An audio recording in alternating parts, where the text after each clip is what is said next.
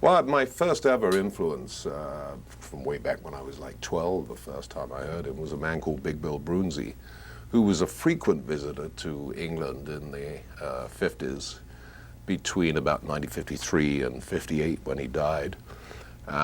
Shortly after hearing Bill for the first time, I heard Muddy Waters for the first time. In fact, met Muddy when he came over to England for the first time in 1958, and we became quite good friends, in fact, very close friends over the years. So there was a lot of blues going on in England back in the 50s. A lot of players were coming over. I remember many blues piano players coming over. We had everyone came, Roosevelt Sykes, Champion Jack Dupree, who actually did move to England, married an English girl, Memphis Slim,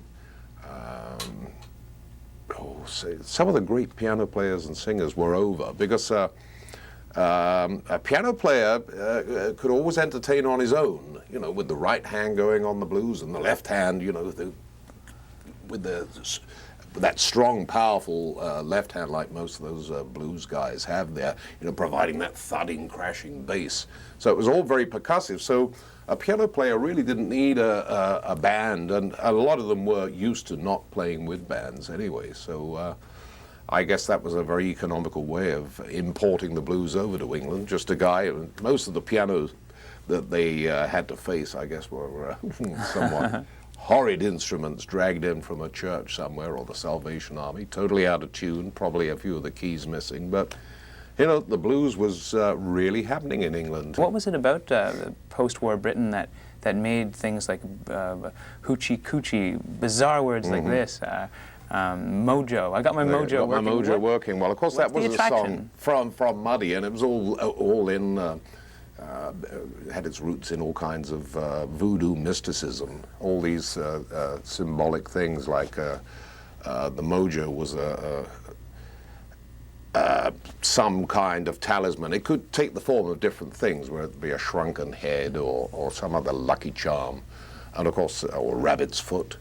That's the mojo. John the Conqueror was it's abbreviated from John the Conqueror root, which I think was a form of mandrake plant, again all dried up and salted, and what else was there? Or a black cat's bone.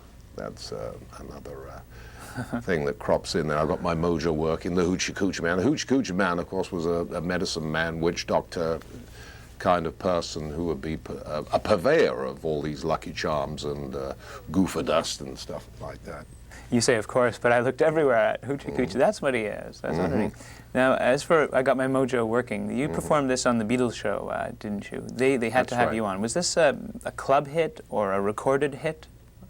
It was a kind of national anthem at that time. All the blues bands that were coming up in England then, of course, our influences, as I've already said, were Muddy Waters and people like that. And I've Got My Mojo Working became almost an unofficial national anthem of all these bands. And the Beatles had me on this show. Their very first big international exposure was a show called Around the Beatles.